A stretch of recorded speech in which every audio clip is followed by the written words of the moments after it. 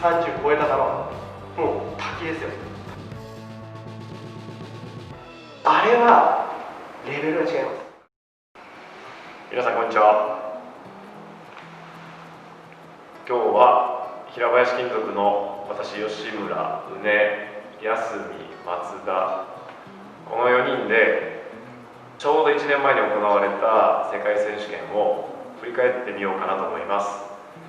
日頃いつも技術動画を見ていただき本当にありがとうございます。僕らも皆さんが見ていただけているということが励みになっているので、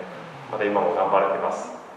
今日本のソフトボールが置かれている現状を簡単に説明したいと思います。WBSC のランキングでなんと今日本男子は世界で1位の座に立つことができました。多分初めてなんじゃないかなと思います。で昨年の世界選手権でトップ代表が銀メダル2位になったっていうのも大きな要因ですけれども、この春に行われたアンダー18の世界選手権でまた優勝したことも要因の一つで、今男子が世界で1位で女子が世界で2位という形です。で男子1位なんですけれども、実は強豪国たくさんあって、国で言ったらもちろんこの間優勝したアルゼンチン、ニュージーランド、オーストラリア、カナダ、ベネズエラも強いね。この5カ国が強いと思うんだけれども、ピッチャーもバッターももちろんすごいレベルが高いんですけれど、その5カ国の中でもこのピッチャーはやっぱすごいっていうのはどうピッチャー目線で。それはバナナフォーカーです。オーストラリアね。はい。僕ジュニア、同じジュニアで戦った選手で、ジュニアの時からもう130近く投げてたんですよ。で、キャッチャーが専用のキャッチャーがいて、キャッチャー見てもこんなでっかいんですよ。みんなを使ってて、本当に専属でバッテリー組んでて、もうそのフォーカーの投げるだけこのミット使うみたいな。大喜利ちょっとベース G の球投げてたんですよ。で、今でこそ去年戦った感じだったらドロップがすごい、なんか肩からワンバンぐらい落ちるんですよ。130超えた球が、はい、もう滝ですよ。滝泥だ。で昔はライズがすごかったんですよ。ライズがワンバンかなと思うのが胸元まで来るみたいな、そんぐらいのイメージ。130超えてキュンキュンって動くんですよ。ちょっとあれはちょっとレベルが違います。当たるのよ、バット。ニュージーランドがそうですね。癖が分かったんです、あれは。ニュージーの選手がフォーカーがイージーだって言ってたんで、もう完全に癖見抜いて、あれ多分球種離れてやっぱ打てないんですよ、あのクラスだったら。多分ちょっと僕は分かんないです、打てないですよ。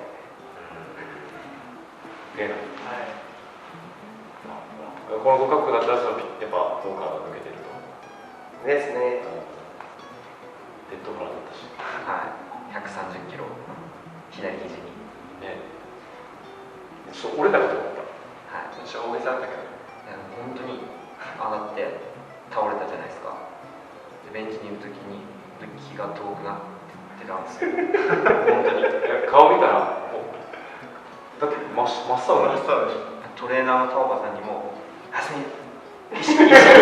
言われてて、分かってるんですけどドキドキしてるし痛いしってやばいやばいやばいって本当になってました。思い込んじゃってる。俺多分思い込んじゃってました。フォーカーのもう完成度すごいんですよ。もう別格なんですけど、ベネズエラにいたラモン・ジョーンズ、これもちょっとすごかったです。もうロジンもゴリラも何もつけないんですよ。もう素手でもうずっともらったらすごいと思うんですけど、もう9割ぐらい日本戦ドロップだったんですけど、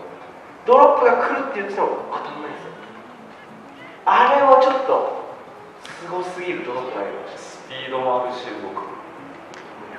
で高さのコントロールがめちゃくちゃ良くて、全部こう膝下に来るんですよ。本当に顔から膝下に一瞬やさっきこう一瞬こう浮かされちゃうんですよ。高めでこうやって振りに行くんで、もう絶対当たらないんですよ。あいつはちょっとすごかったですね。フォーカーだとはまたちょっと違うすごさを感じましたね。はい、今、光にピッチャーのことを話してもらったんだけれども、2人野手ね、はい、その中では両雄の場合はジュニアを経験して、はい、で今回フル代表初めてで、はい、トップであろうご家国以外でもなんかこう世界選手権行って感じたりなんか思ったことなんかあった？自分は今回世界選手権初めてだったんですけど、その松田さんとか先輩方、過去何度か出場してる選手にはやっぱちょっと海外のレベルがちょっと違うぞとか、ピッチャーもそうですしバッターもそうですし、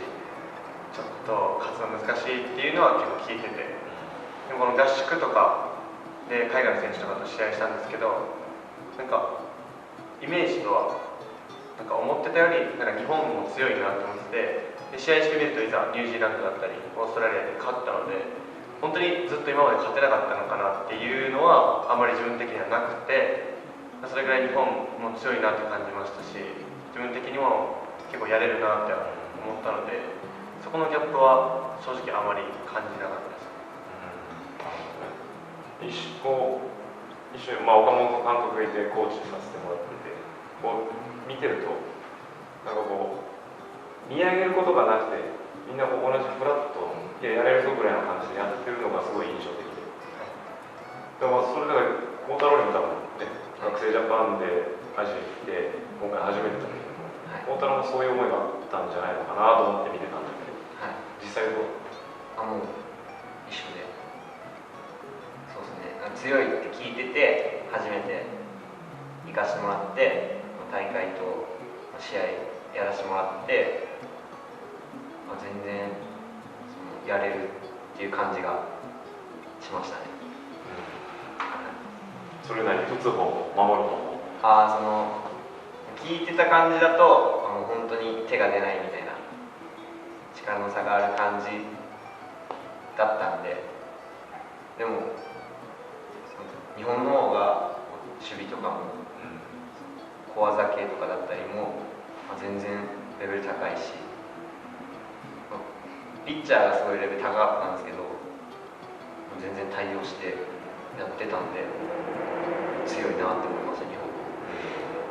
全然やれるなって言ってるけど、過去4大会行ってきた光どう感じ？この話を聞いて。ちょっとまだ浅いなってでも酸いも甘いも知ったんで、光はね、本当に今までの大会はオーストラリア2回、ニュージー1回か、そういう強豪と言われるチームでやったんですけど、オーストラリア2試合で1点も取れてないですし、でそのベネズエラとやった時も1点も取れなかったですし、やっぱ点取れなかったんですよね、その世界のピッチャーに対して。で、打たれるしみたいな。ちょっとオーストラリアとかそのラモン・ジョーンズがいたベネズエラとか、ちょっと本当に勝つイメージが湧かない。今やってもちょっと勝つイメージが湧かないっていうのが、自分の感想ですね。点が取れそうにないからですね。本当に誰かが事故って当たっちゃって入っちゃったっていうの以外ちょっと厳しいんじゃないかなっていう。それこそ21アウトのうち15個とか三振取られちゃうレベルだったんで、今回はそこまでが多分なかったので、日本の打線のレベルも上がってたと思いますし、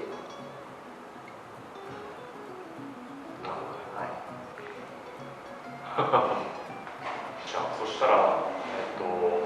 本当は来年だったんだけれども、先にお待ちになった世界選手権、次から名称が変わってワールドカップになるんだけれども、日本まだ金メダル取ったことないので、その金メダルを取るために日本チームとしてどうしなきゃいけないかとか、あと自分はどうしていこうかなって思うことがあれば話してほしいなと思うので、まず光から。はい。今回、その銀メダルだった、良かった要因としてはやっぱり、合宿だったり、っていうのを、チームでやって、そのしんどい練習とかもあったじゃないですか。走り込みしたりとか今までの代表がなかったようなことをして、やっぱりそういうのでチームが一つにっていうのもあったと思いますし、あと外人のやっぱりピッチャーの軌道になれるっていうのはすごい大事だと思うので、やっぱりそういう合宿とかをやっぱり継続的にやることが必要なんじゃないかなというふうに思います。海外は本当に世界選手権に向けて1ヶ月2ヶ月世界をこうツアーで巡ったりっていうレベルで合宿をしているので、やっぱりそういうのに対抗するにはやっぱり日本も同じようなことをしていかないと、今回銀だったんですけど次金取れるっていう銀、2以上になれるっていう保証も全然ないんで、やっぱりそういうふうにチームを一つにするっていうのと、一人一人が外国人の軌道になれるっていうのが大事なんじゃないかなというふうに思います。はい、自分はその松田さんも言ったんですけど、その合宿で今回自分も世界選手権行ってみて、オランダとかで合宿して自己デモして、やっぱこの代表って世代がやっぱり下から上だったら結構幅広いと思うんですけど、やっぱ合宿をしていく上でやっぱり先輩後輩があまり感じなくなっていったというか、なんて言えばいいですかね、こう先輩だからこうとか後輩だからこうっていうのもなく、いい意味で仲良く意見も取り合えたり話できたりしたのが、この下の世代自分たちとかは休みとかもそうですけど結構やりやすかったのもあって溶け込めたのかなっていうのも。僕も本当に気を使わずにプレーさせてもらったんで、すごい雰囲気が良かったんで、そこは今回勝てた要因だと思うんで、これを続けていけば必ず金取れると思います。はい。でも一個いいですか？いいよ。その前に僕次も日本代表選ばれるかちょっと分かんないんですよ。いい内野手いっぱいいるもんな。はい。松田さんとか両位とかはちょっと確定気味じゃないですか、正直。分かんないじゃないですか。だから僕は次の選考会までにしっかり自分を鍛え直して活躍してアピールしたいと思うんで、応援よろしくお願いします。みたいな。誰みたいな。きついですかね。それが言ったら俺もあれよ、選考会でやっぱり打ってたりとか守れたりせんと入れんし、松田さんももうずっと入ってるけど、やっぱ松田さんって感じだけどドシッとしてない。どうしよう。怪我も怪しいな。だから全員まだですよね。分かんないですよね。全然わからない。分かんないですか？内野手いっぱいいるけど。また油断してた足元いかれちゃいますよ。